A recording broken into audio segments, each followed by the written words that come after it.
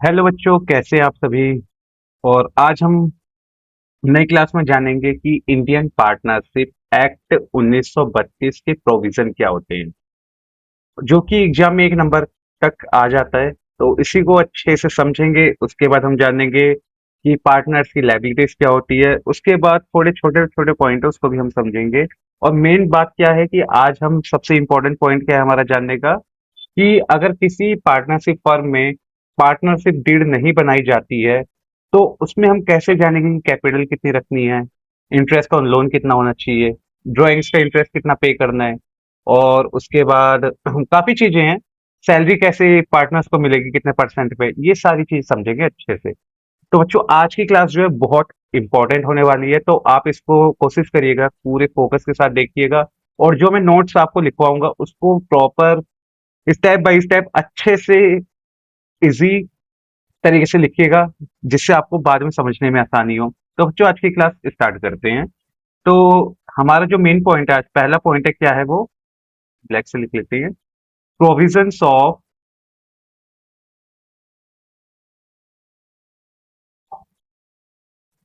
क्या है main point, लिख लेते हैं, provision of Indian partnership act,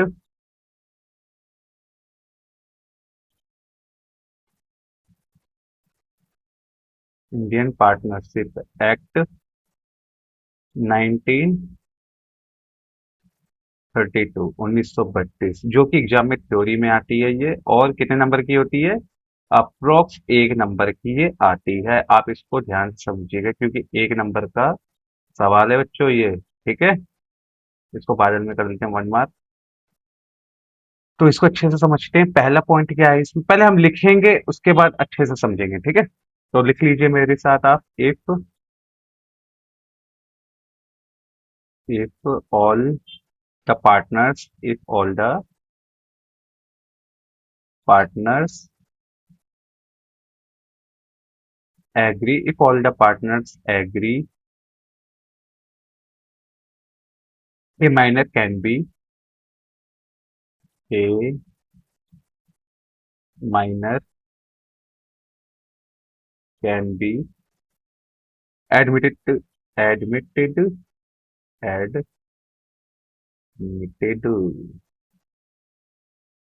into into the partnership,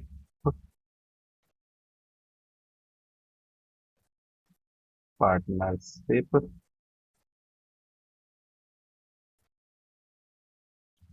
ये पार्टनर एच है, थोड़ा ढंग से बना लीजिएगा आप। पार्टनरशिप फॉर बेनिफिट ऑफ,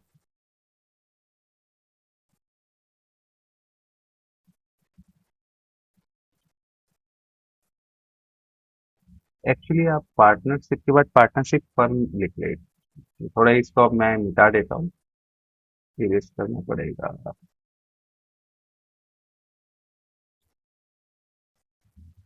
तो पार्टनरशिप के बाद क्या है, फर्म है, तो एक बार अच्छे से लिख देते हैं। Partnership firm for benefit of partnership.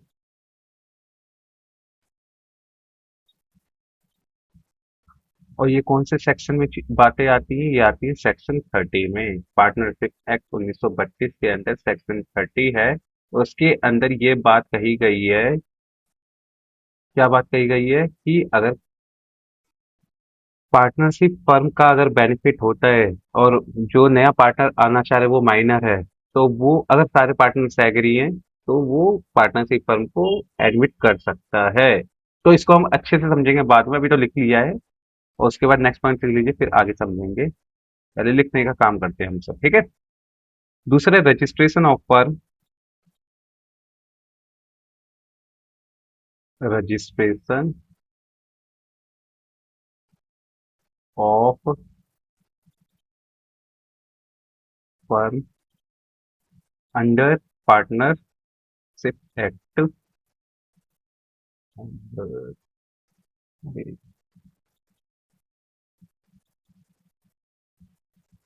Under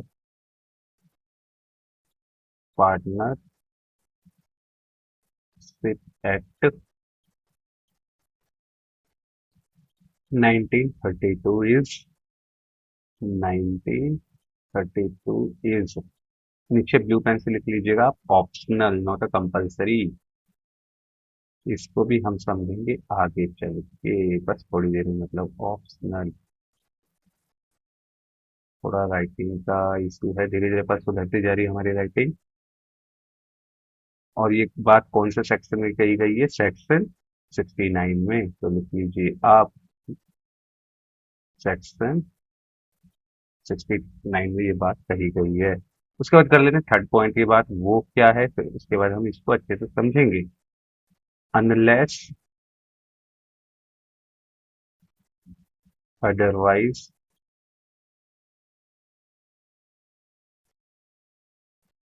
agreed,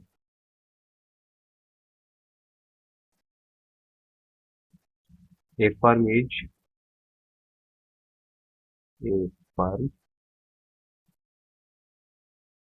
is dissolve. इसको ब्लू पेन से लिख लेते हैं, ये a firm is dissolve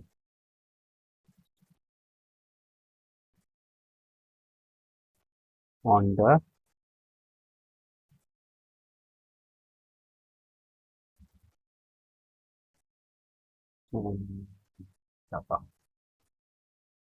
on the death of a partner.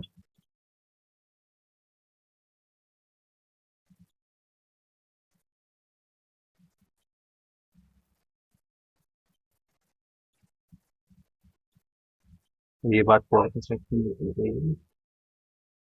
Section 35 में कही गई है। ये बात सेक्शन 35 में कही गई है। तो एक बार बच्चों इसको अच्छे से समझ लेते हैं, क्या चीजें लिखी हुई है, कैसे आप इसको इजी लैंग्वेज में समझेंगे। तो पहले हम बात करते हैं क्या, पहले पॉइंट पे, if all the partners agree, तो इसमें a minor can be admitted into the partnership firm for benefit of partnership. अब इसमें पहले क्या करो आप, ये इसमें टिक कर लो, ऑल द पार्टनर्स एग्री को आप पहले क्या करो, एक सर्कल बादल में कर लो, इसको समझेंगे बाद में। देखो इसमें क्या कहा गया है कि एक फर्म के अंदर, पार्टनरशिप फर्म है, उसके अंदर जितने भी पार्टनर अगर वो एग्री करते हैं, किस चीज के लिए एग्री करते हैं, कि माइनर एडमिट हो जाए, तो वो एडमिट हो सकता है, पर कब? जब पार्टनरशिप फर्म का बेनिफिट हो तब, बेनिफिट ऑफ पार्टनरशिप। इसको भी आप कर लीजिए सर्कल में। इसको अच्छे से समझा, तो पहले आप सर्कल वाला काम कर लीजिए। ठीक है, अब समझाता हूँ। देखो बच्चों, मैं इसको थोड़ा सा एग्जांपल से समझाऊंगा, आप यहाँ लिख लीजिए। ये मान लीजिए एक है फर्म, ठीक है, ये क्या है? फर्म है। इसके अंदर है चार पार्टनर मान लो, पार्टनर ए, पार्टनर बी, पार्टनर सी और पार्टनर डी। ठीक है, ये पार्टनर है। और फर्म की जो, मतलब कि अभी ये क्या कर रही है, 2-2 लाख रुपए मिला रहे हैं फर्म में। ठीक है, 2-2 लाख रुपए क्या करें, फर्म में मिला रहे हैं। पर फर्म को जरूरत है कितने रुपए की? 10 लाख रुपए की। और ये जब मिला रहे हैं, कैपिटल कितने हो रहे हैं, ये टोटल 2, 4, 6, 8, इन सब के मिलाने पे हो रहे 8 लाख रुपए, समझ रहे हो? और फर्म को जरूरत कितनी थी? 10 लाख रुपए की। अब बच कितना रहा है? 2 लाख रुपए, है ना? अब क्या हो रहा है, एक नया पर्सन है, वो चाहता है, वो चाहता है कि ये पार्टनरशिप फर्म को एडमिट करना चाहता है, मतलब ज्वाइन होना चाहता है, एडमिट होना चाहता है। तो ये जो मैंने अभी आपको बताया है कि ये जो पहला पॉइंट है, इसमें क्या बताया गया है कि अगर फर्म का बेनिफिट होता है, कब बेनिफिट होता है? इस इस पर्सन के पार्टनरशिप फर्म में एडमिट होने से। तो और ये माइनर भी है, ये मान लो ये पर्सन जो है ये क्या है, एक माइनर है। ये पर्सन क्या एक माइनर है, और सारे पार्टनर अगर एग्री कर देते हैं कि ये पार्टनरशिप फर्म को ज्वाइन कर सकता है, और फर्म का इसमें बेनिफिट होता है। बेनिफिट कैसे, और आपको पता है ना, अगर ये 2 लाख रुपए लेके आ जाता है तो ये फर्म को ज्वाइन कर सकता है, इसमें यही बताया गया है। देखो अब समझ लेते हैं। If all the partners agree, a minor A minor can be admitted into the partnership firm for benefit of partnership। Section 30 में ये बात कही गई है, पार्टनरशिप एक्ट 1932 के सेक्शन 30 में ये बात कही गई है कि एक पार्टनरशिप फर्म है, और कोई अगर माइनर, अगर सारे पार्टनर एग्री करते हैं, ये मान लो एक फर्म है, उसमें नया एक पर्सन आना चाहता है जो कि माइनर है, और जितने भी पार्टनरशिप फर्म में जो पार्टनर्स अगर वो एग्री करते हैं कि वो एडमिट हो जाए, तो वो, और बेनिफिट होता है पार्टनरशिप फर्म को, तो वो जो पर्सन है जो माइनर है वो पार्टनरशिप फर्म को ज्वाइन कर सकता है, एडमिट हो सकता है, वो पॉसिबल है। ये बात सेक्शन 30 में कही गई, ये बात ध्यान रखिएगा आप, ठीक है। उसके बाद है registration of firm under partnership act 1932 is optional. अब देखो पार्टनरशिप एक्ट 1932, इसका जो रजिस्ट्रेशन होता है, मतलब जो हम एक क्या बनाते हैं, पार्टनरशिप डीड, इस नाम से इसको आप जान सकते हो। इसमें ये बताया जा रही है, जो पार्टनरशिप डीड है इसको बनाना, एक पार्टनरशिप फर्म है, देखो ये मान लो एग्जाम, फिर से इसको अच्छे से समझा रहा हूँ। ये क्या है, एक पर्सन है, ये पार्टनर है, मान लो एग्जाम्पल पे ये पार्टनर है, और ये मान लो एक क्या है, ये फर्म है। अभी जो पार्टनर्स है ना, इनके पास एक ऑप्शन है, ये तो चाहे इस डीड को बना सकते हैं या फिर नहीं बना सकते। अब ये पार्टनरशिप डीड बनाना ना कंपलसरी नहीं है, क्या है, ऑप्शनल, ऑप्शन है इनके पास, कि ये कंफर्म नहीं है कि इनको बनाना ही है, इन पे ऑप्शन है कि ये बना भी सकते हैं और नहीं भी बना सकते। इसमें ये बताया गया है, registration of firm under partnership act 1932 is optional. जो पार्टनरशिप होती है, पार्टनरशिप एक्ट 1932 है, उसका रजिस्ट्रेशन लेना ऑप्शनल है, कंपलसरी नहीं है। वो चाहे ले भी सकते हैं, नहीं भी ले सकते, ठीक है। अभी तो हम समझ गए, इसके पहले वाली क्लास में समझ गए थे कि पार्टनरशिप डीड, अगर पार्टनरशिप फर्म का रजिस्ट्रेशन अगर होता है पार्टनरशिप एक्ट 1932 से, ठीक है, तो उसमें क्या क्या चीजें होती हैं वो समझ गए थे। और आज हम समझेंगे आज की क्लास में, अगर पार्टनरशिप डीड, अगर एक पार्टनरशिप फर्म नहीं बनाता है तो उसमें क्या चेंजेस आएंगे, उसको हम अच्छे से समझेंगे, ठीक है। इतना समझ गए हो, registration of firm under partnership act 1932, जो कि ऑप्शनल है, कंपलसरी नहीं है, ठीक है। एक पार्टनरशिप फर्म को पार्टनरशिप डीड बनाना कोई कंपलसरी नहीं है, ऑप्शनल है, ठीक है। उसके बाद है unless otherwise agreed a firm is dissolved on the death of a partner. चलो फिर से इस एग्जांपल पे आ जाते हैं। देखो इसमें क्या है, 4 पार्टनर थे, पांचवा आगे, चलो मान लो इसमें 5 पार्टनर हो गए हैं। तो अगर इन द केस इसमें क्या होता है कि अगर ये जो पार्टनर है ना किसी वजह से इसकी डेथ हो जाती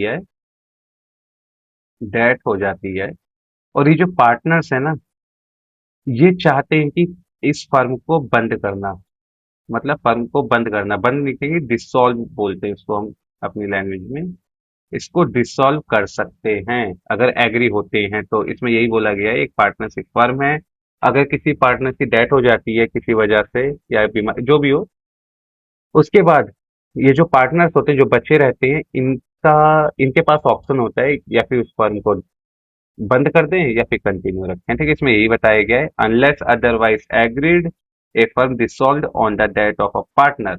ये जो पार्टनर्स हैं जो बच जाते हैं, वो फर्म को डिसॉल्व कर सकते हैं, ठीक है, अगर वो एग्री करते हैं इस बात से। बस ये था इसमें तीसरे पॉइंट में। तो उम्मीद करता हूँ बच्चों ये तीनों पॉइंट आपको समझ आ गए होंगे। उसके बाद अब हम जानेंगे लायबिलिटीज ऑफ अ पार्टनर। ये भी बहुत इंपॉर्टेंट, इस पे भी है कि आप तारा बना लो, सितारा कहाँ गया, तो यहाँ पे आप स्टार बना लीजिए और लिख लीजिए मेरे साथ, क्या लिखना है, लायबिलिटीज ऑफ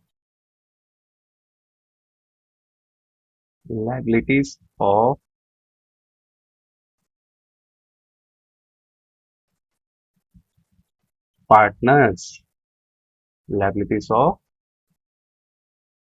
पार्टनर्स की लायबिलिटीज क्या होती है, यहाँ पे ऑफ लिख लीजिएगा, कोई बात नहीं, ठीक है, थोड़ा सा ठीक है। लायबिलिटीज ऑफ पार्टनर्स, पार्टनर्स की लायबिलिटीज क्या होती है, ये भी आपके थ्योरी में ही आता है। कितने नंबर का आता है ये? 1 नंबर का आता है, 1 मार्क। ठीक है, इसको भी आपको अच्छे से समझना है। तो इसको हम अच्छे से समझते हैं, तो पहला पॉइंट हम लिख लेते हैं, फिर बाद में समझेंगे, क्योंकि अगर मैं पहले समझा दूं आपको तो समझ नहीं आएगा। तो लिख लीजिए मेरे साथ आप। If a partner,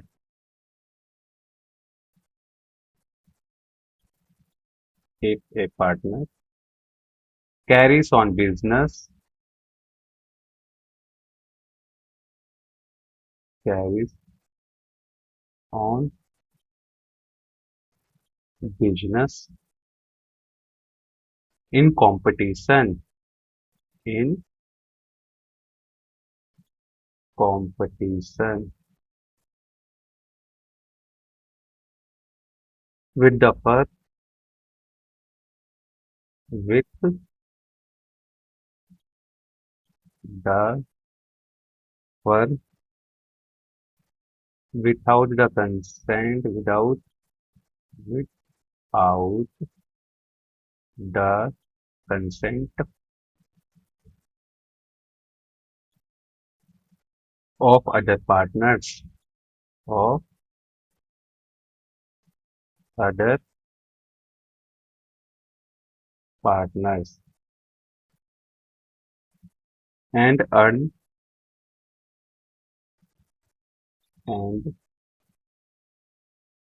earns profit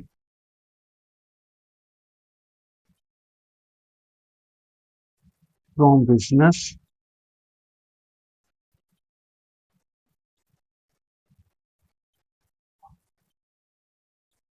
the profit shall be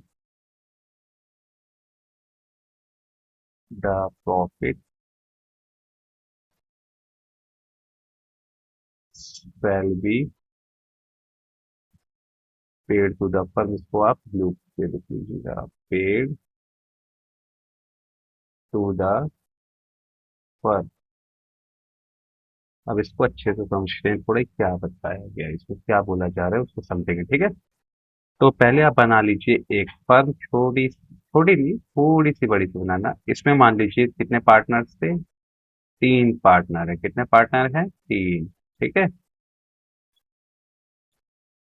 कहते हैं 3 तिगाड़ा काम बिगाड़ा, वैसे इनके साथ भी हुआ। ये मान लीजिए एक फर्म है जिसमें 3 पार्टनर है, ठीक है। इनका काम किस चीज का है? ये जो फर्म है किस चीज की है, ये जो पार्टनरशिप फर्म है ये है किस चीज की?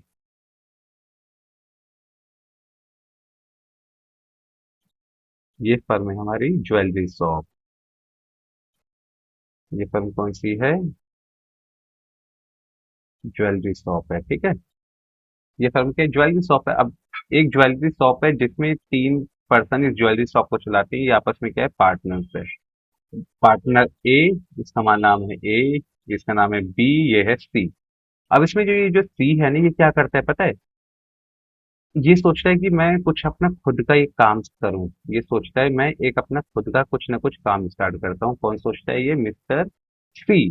ये सोचता है मैं एक काम करता हूँ, अपना खुद का काम स्टार्ट करता हूँ, ये जो मेरे को प्रॉफिट हो रहा है यहाँ पे, जो मेरे को प्रॉफिट मिल रहा है, इससे मैं अपना खुद का कुछ काम करता हूँ।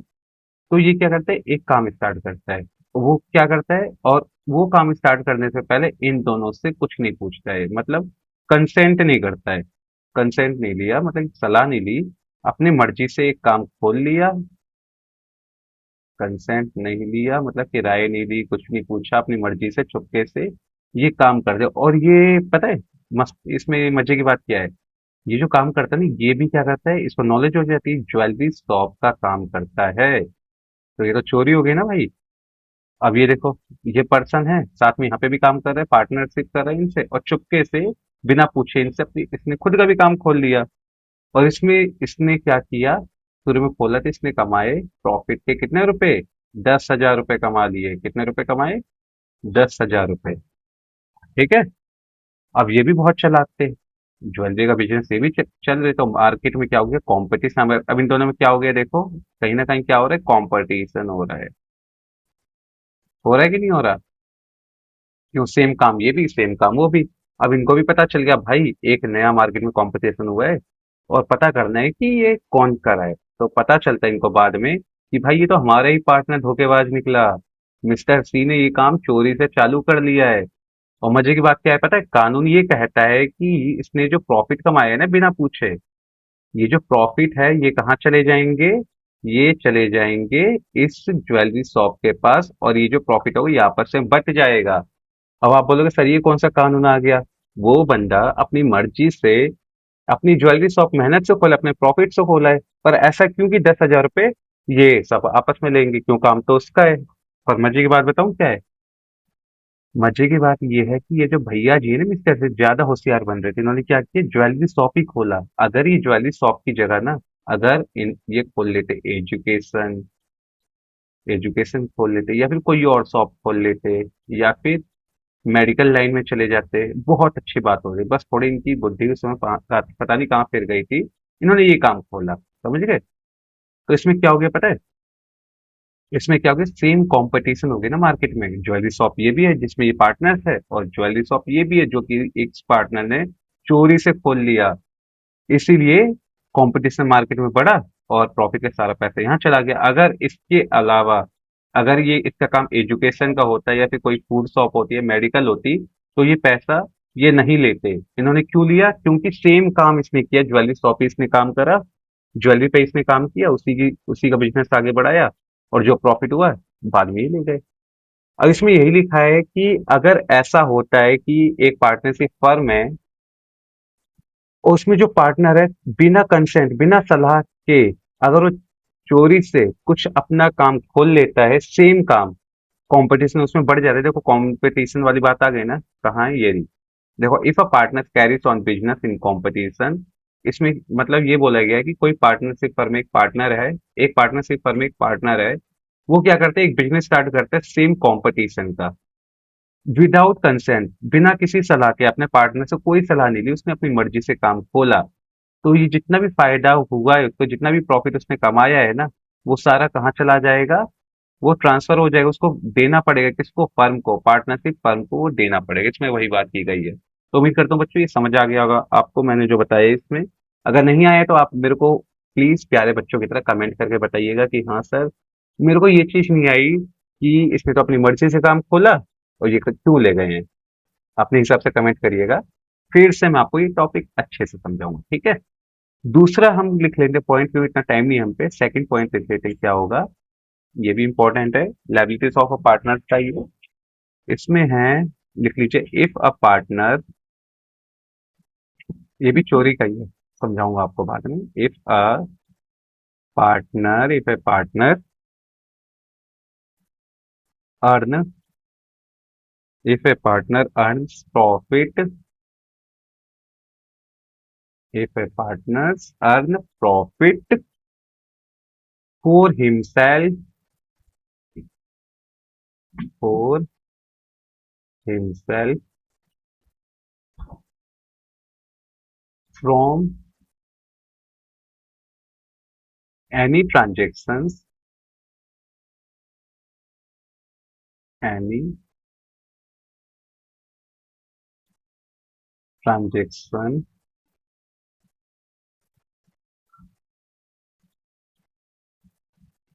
Of firm, any transaction of firm or use of firms, or use of firm properly,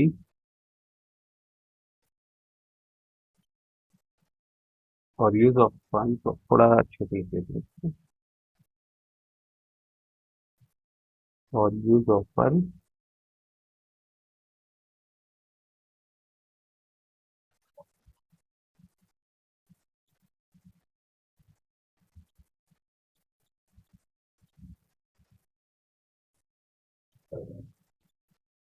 or use of firm properly, then the profit,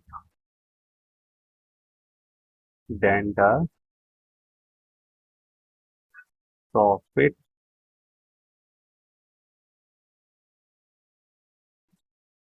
so earned so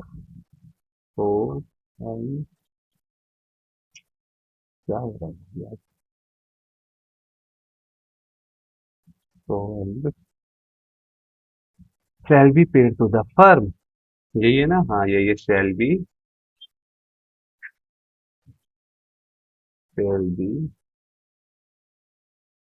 paid to the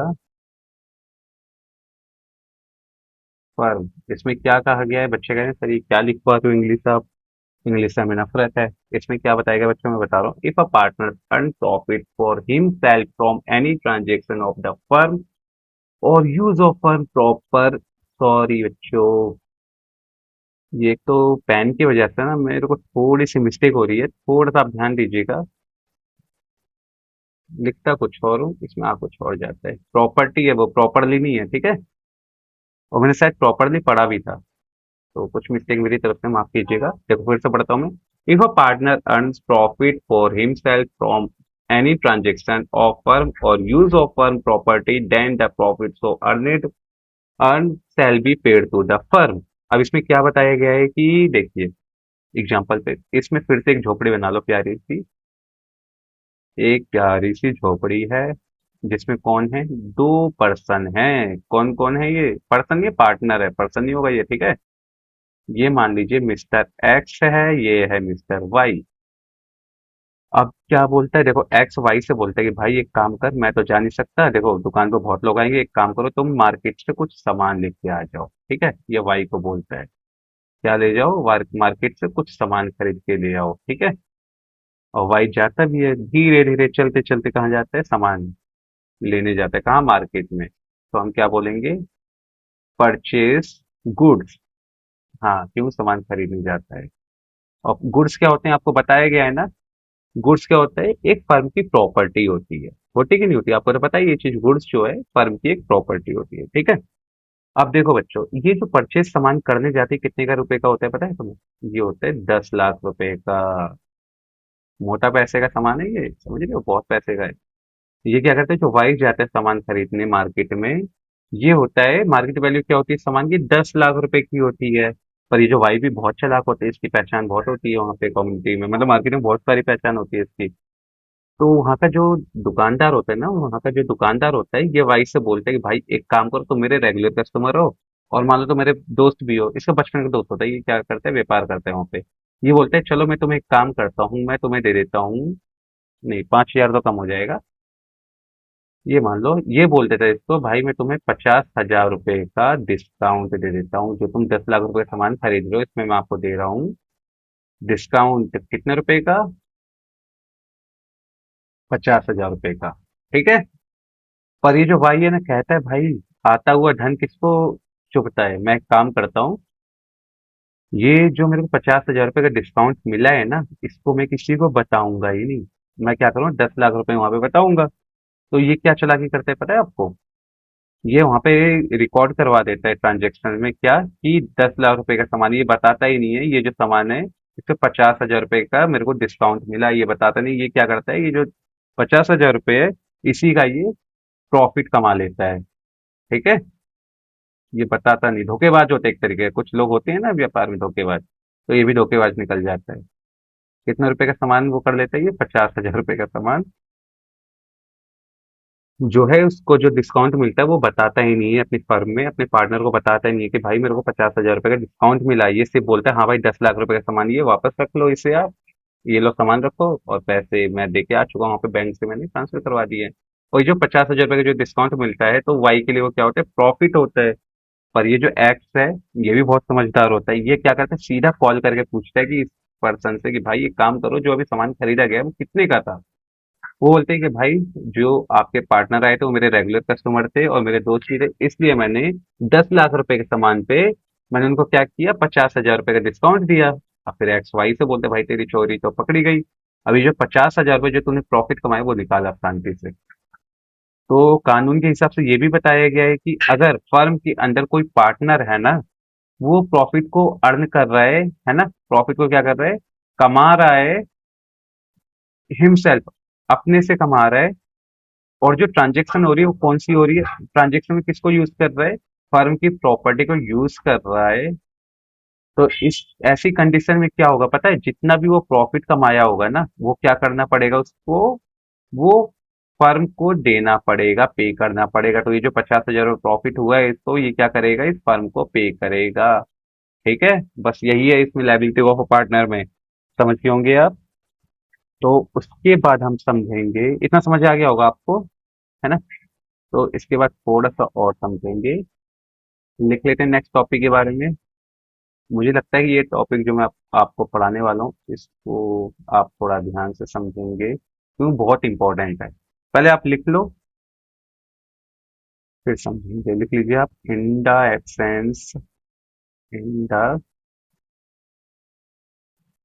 absence of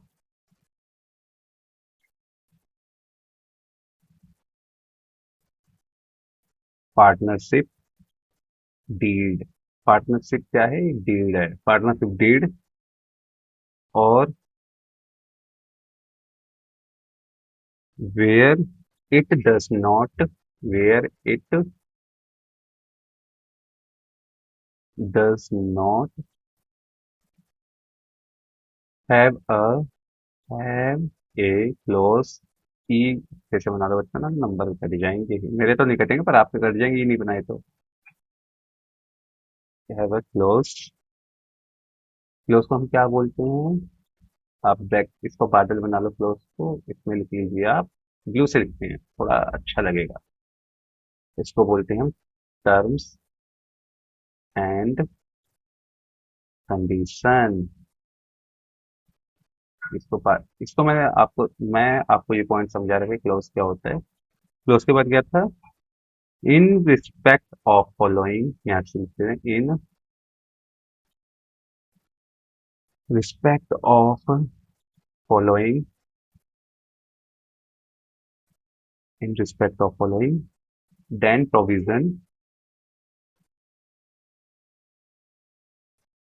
then provision of Indian Partnership Act of Indian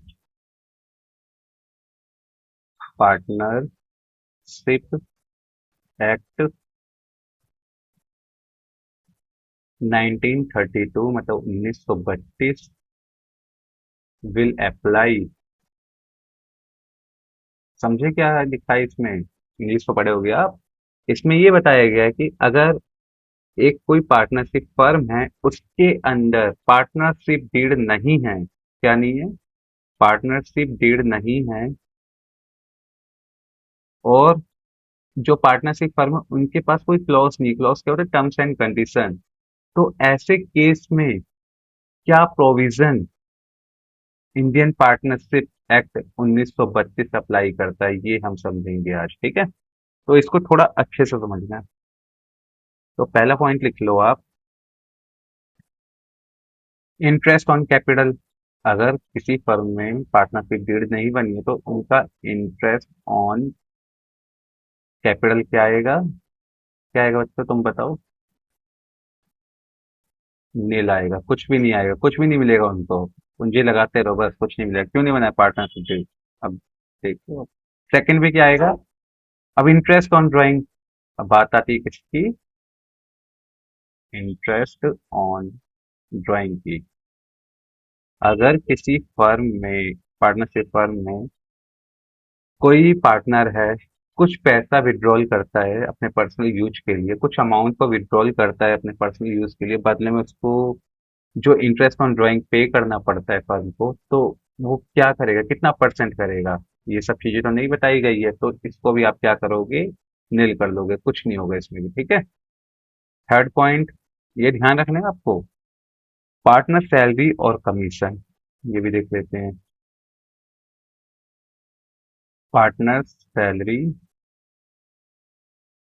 और commission ये क्या होंगे, salary के बारे में आपको पता ही है, अगर कोई पार्टनर है, काम करता है पार्टनरशिप फर्म में, तो उसकी जो सैलरी आएगी, फिर कोई कमीशन आएगा, वो कितना आएगा, इसको भी कर लो नील, वो भी नहीं मिलेगा। लॉ ये कहता है कि कोई पार्टनर है, वर्क करता है, उसने पार्टनरशिप डीड नहीं बनाई है, तो उसको भी कुछ नहीं मिलेगा, खाली बैठा रहेगा। फोर्थ फोर्थ में क्या होगा? प्रॉफिट शेयरिंग रेशियो कितना होगा वो देख लेते हैं। प्रॉफिट शेयरिंग रेशियो वो कितना हो जाएगा? वो बटेगा आपस में इक्वल। तो आप यहाँ क्या लिखो? इक्वल लिख लो, ठीक है। अगर पार्टनरशिप डीड नहीं बनी है और जो पार्टनर है उनका प्रॉफिट शेयरिंग रेशियो क्या होगा? बराबर बराबर आपस में बट जाएगा। अब फिफ्थ पॉइंट की बात आ जाती है। फिफ्थ पॉइंट में क्या होगा? इसमें लिख लो इंटरेस्ट ऑन लोन कितना देना पड़ेगा उनको।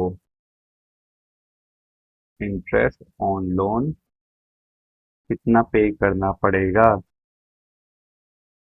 अब ये कौन सा लोन है पता है आपको? पहले इसमें लिख लो 6% पर एनम। इसको थोड़ा बाद में समझेंगे, अभी ये कंप्लीट करने के बाद। उसके बाद इसमें जान लो, हम ये समझेंगे बेसिक कॉन्सेप्ट थ्री मैंने आपको करवा रखा है ना, उसमें समझेंगे इसको क्या है। ये कौन सा लोन है? इंटरेस्ट ऑन लोन है, बेसिक कॉन्सेप्ट थ्री है, ठीक है। तो एक बार समझ लेते हैं क्या है ये।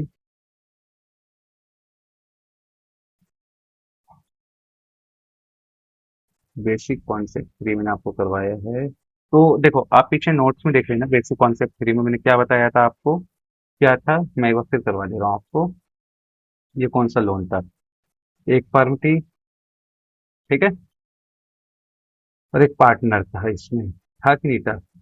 वो क्या करता है, फर्म को अगर जरूरत पड़ती है कुछ पैसों की, तो पार्टनर क्या करता है, लोन देता है फर्म को। कितना रुपए लोन दे रहा है? 2 लाख रुपए दे रहा है, यही लिखा था मैंने उसमें। हाँ। बदले फर्म क्या कर रही है, पार्टनर को क्या दे रही है? इंटरेस्ट ऑन लोन दे रही है। तो लिख लो आप, इंटरेस्ट ऑन लोन दे रही है। तो इस केस में क्या हो रहा है? देखो इस केस में क्या हो रहा है, अगर पार्टनर से फर्म को लोन मिल रहा है और बदले में जो फर्म है पार्टनर को इंटरेस्ट ऑन लोन दे रही है, तो कितना रुपए देना, कितना परसेंट देना पड़ेगा? 6% पर एनम देना पड़ेगा। समझ गए? और फोर्थ नंबर पे देख लीजिए आप क्या है। फोर्थ में सिक्स सिक्स नंबर पे है, फिर गलती हो जाती है। इंटरेस्ट ऑन ऑन लोन ये भी है, तो ये इसका अपोजिट हो जाएगा। तो इसको भी लिख लीजिए आप मेरे साथ।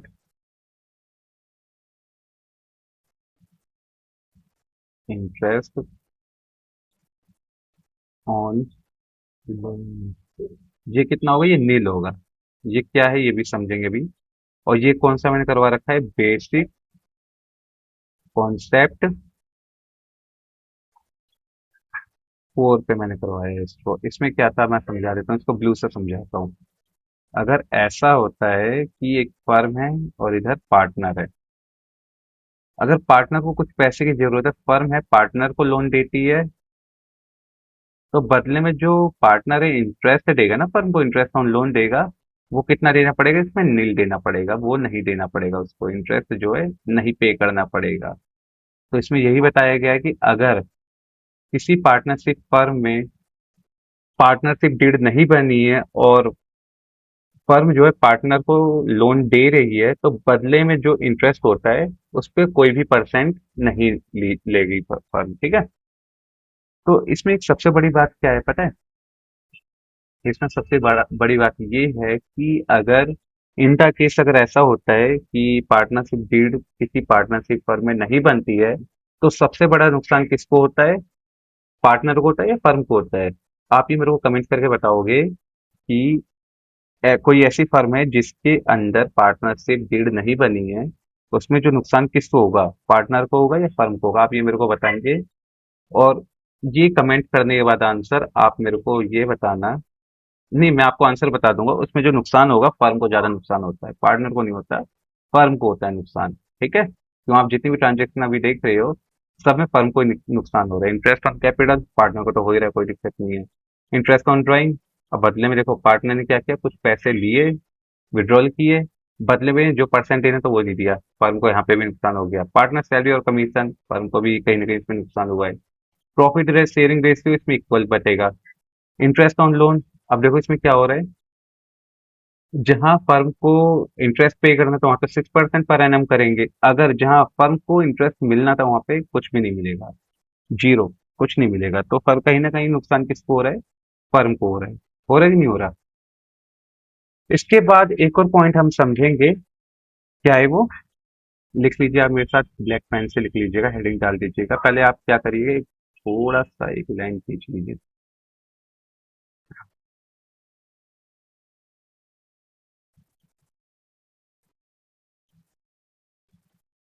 एक लाइन खींच लीजिए कुछ इस तरीके की, एक लाइन ऐसे, थोड़ी टेढ़ी मेढ़ी जा रही है, कुछ ज्यादा चलेगी, थोड़ी इसको थोड़ा इरेज कर लेते हैं।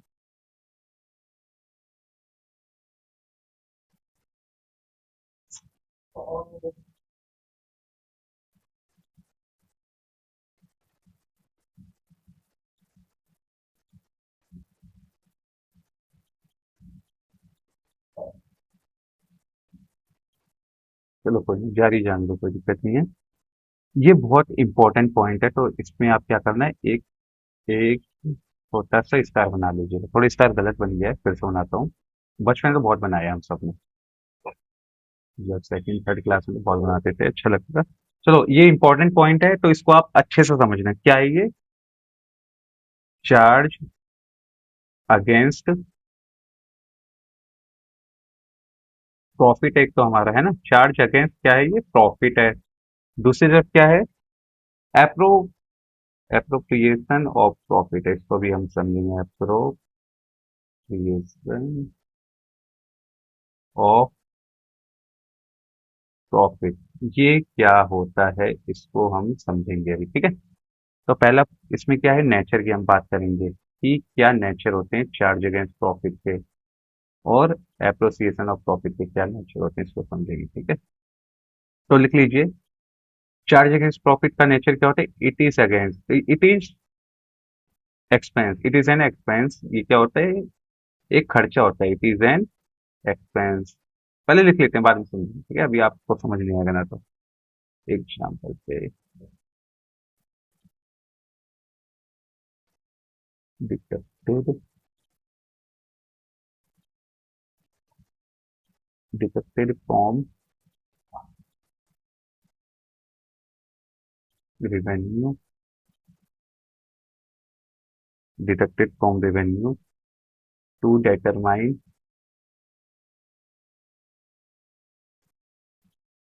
net profit, to determine net profit, इसमें ये था। और दूसरी तरफ क्या है? इसका नेचर क्या होगा? एप्रोसिएशन ऑफ प्रॉफिट का, इसमें होगा it means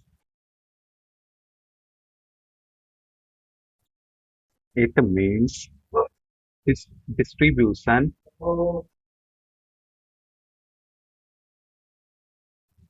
distribution of net profit, of net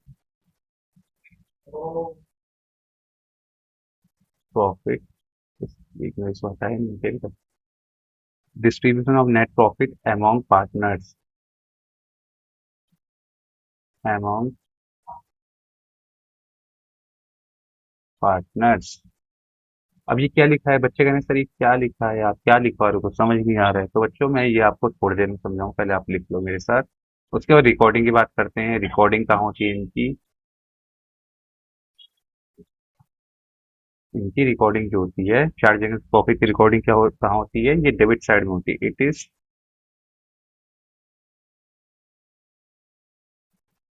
debited in P&L account, ठीक है। और एप्रोप्रिएशन की प्रॉफिट, वो एप्रोप्रिएशन प्रॉफिट की कहाँ होती है रिकॉर्डिंग, वो देख लेते हैं। It is debited in P&L appropriation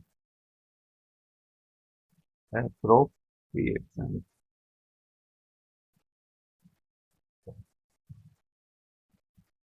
account,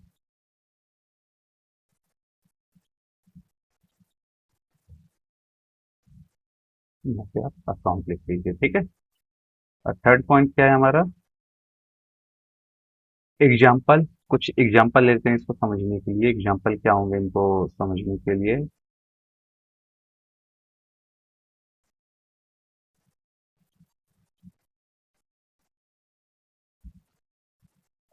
example, example है जैसे टू कैन ले लो, rent paid to the partner. उनकी एग्जाम्पल क्या देने, अगर एग्जाम्पल आ जाते हैं तो पेपर में, rent paid to the partner, interest on loan,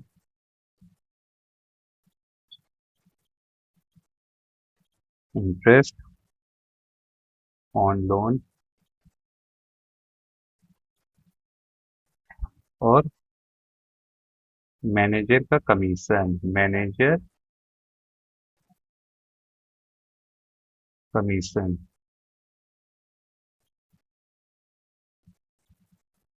अब उसके बाद एक और एग्जांपल ले लेते हैं, अप्रोप्रिएशन ऑफ प्रॉफिट का क्या एग्जांपल है? इंटरेस्ट ऑन कैपिटल, ये एक ही एग्जांपल है, इंटरेस्ट ऑन कैपिटल। दूसरा है पार्टनर्स कमीशन, क्या है दूसरा? Partners commission. मेरे को लगता है थोड़ा वैसे हो जाएगा, काम करो आप, इसको बता ही दे रहा हूँ, प्रॉपर जैसे आ रहा है वैसे लिख देते हैं। चलो कोई नहीं, पार्टनर्स कमीशन। उसके बाद क्या है? पार्टनर कमीशन के बाद कुछ चीजें एक्स्ट्रा मान लो, टैक्स का लिख लो, ठीक है। एक बार इसको अच्छे से थोड़ा समझेंगे हम, है ना। तो एक काम करो, पहले आप ये जो लाइन है ना इसको तो कंप्लीट कर ही लो, और जो एक्स्ट्रा हो रही है इसको मिटा देते हैं, फालतू में क्यों जगह भरना।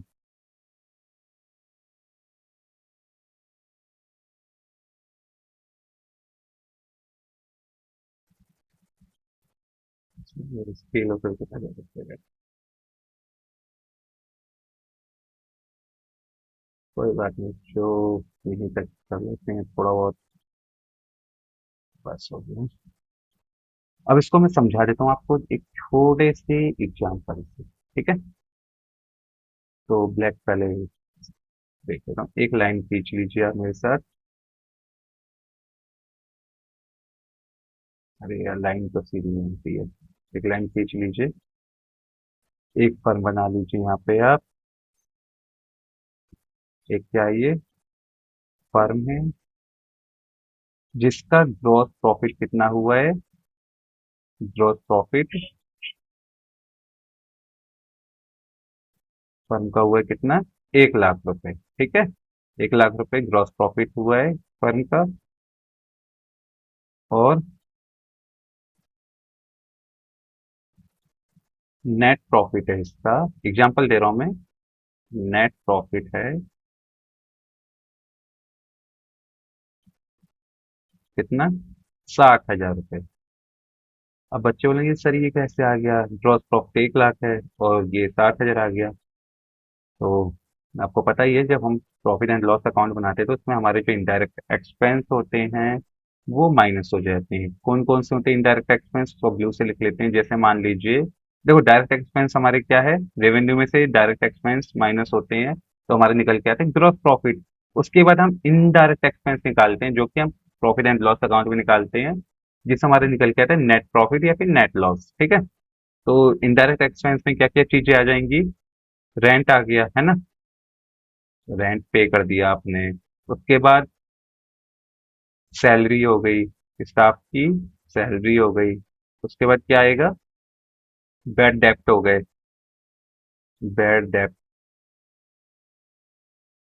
और भी कई सारी चीजें आ जाती हैं, तो एक्स्ट्रा लिख लो, ठीक है इसको। तो इसको आप क्या, और ये क्या चीज होती है? ये होते हैं हमारे एक्सपेंस। क्या होते हैं ये? एक्सपेंस। इसको आप क्या करो, एक बादल बना लो प्यारे से बादल में। ये क्या होते हैं? ये एक्सपेंस होते हैं, ठीक है। तो देखो ग्रॉस प्रॉफिट में से हमने सारे एक्सपेंस माइनस करे, हमारा क्या निकल के आ गया, नेट प्रॉफिट। और ये कौन से एक्सपेंस है, इनडायरेक्ट एक्सपेंस है। और जिसको हम बोल सकते हैं, क्या बोल सकते हैं, चार्ज अगेंस्ट प्रॉफिट। ये सब चीजें क्या है, ये है चार्ज अगेंस्ट प्रॉफिट है, समझ गए। ये क्या है, ये है charge against profit.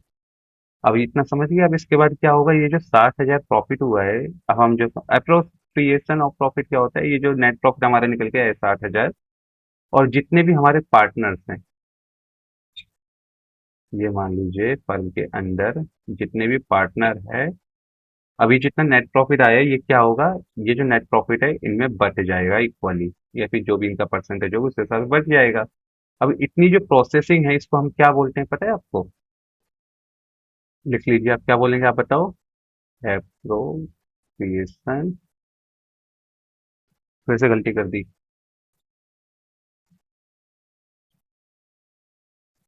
Appropriation of profit. इसमें क्या होता है, एप्रोप्रिएशन ऑफ प्रॉफिट में जितना भी हमारा नेट प्रॉफिट निकल के आता है, वो डिस्ट्रीब्यूट हो जाता है किसको, पार्टनर्स को। उसी को हम बोलते हैं एप्रोप्रिएशन ऑफ प्रॉफिट, समझ गए। एक फर्म है, अपनी रेवेन्यू में से जितनी रेवेन्यू कमाई होती है, देखो एक जो फर्म है, सिंपल बता रहा हूँ, रेवेन्यू में से पहले क्या करती है, डायरेक्ट एक्सपेंस माइनस कर देती है ना। डायरेक्ट एक्सपेंस माइनस कर देती है। उसके बाद उसका क्या निकल के आता है, क्या निकल के आता है, इनडायरेक्ट एक्सपेंस। उसका क्या निकल के आता है, इनडायरेक्ट एक्सपेंस निकल के आता है। अब ये जो इनडायरेक्ट एक्सपेंस निकल के आता है ना, तो उसके पास जो प्रॉफिट बचता है उसको हम बोलते हैं नेट प्रॉफिट। क्या बोलते हैं, नेट प्रॉफिट। और ये जो नेट प्रॉफिट बचता है, जो प्रॉफिट बचता है, वो क्या करती है, वो फर्म के पार्टनर या ओनर को दे देती है, डिस्ट्रीब्यूट कर देती है। इसी को बोलते हैं, अब इतनी सी प्रोसेसिंग को क्या बोलते हैं पता है आपको, इसको बोलते हैं चार्ज अगेंस्ट प्रॉफिट। और ये जो प्रोसेस है नेट प्रॉफिट से लेके पार्टनर्स के डिस्ट्रीब्यूट तक है, जो प्रॉफिट पार्टनर्स को डिस्ट्रीब्यूट हो रहा है, इसको बोलते हैं एप्रोप्रिएशन ऑफ प्रॉफिट। समझ गए होंगे बच्चों इतनी। तो बच्चों आज की क्लास यही कंप्लीट करते हैं। आपको ये पता चल गया होगा कि चार्ज अगेंस्ट प्रॉफिट और एप्रोप्रिएशन ऑफ प्रॉफिट क्या होता है। और दूसरा है कि अगर पार्टनरशिप फर्म में पार्टनरशिप डीड नहीं है, तो उसमें कैसे समझना है कि कौन सी चीज कितनी जाएगी, है ना। उसके बाद ये छोटे मोटे थोड़ा आपको मैंने एग्जांपल बताए थे लायबिलिटीज ऑफ पार्टनर्स के। उसके बाद प्रोविजन मैंने बताया था आपको, इंडियन पार्टनरशिप एक्ट 1932 का प्रोविजन क्या होता है।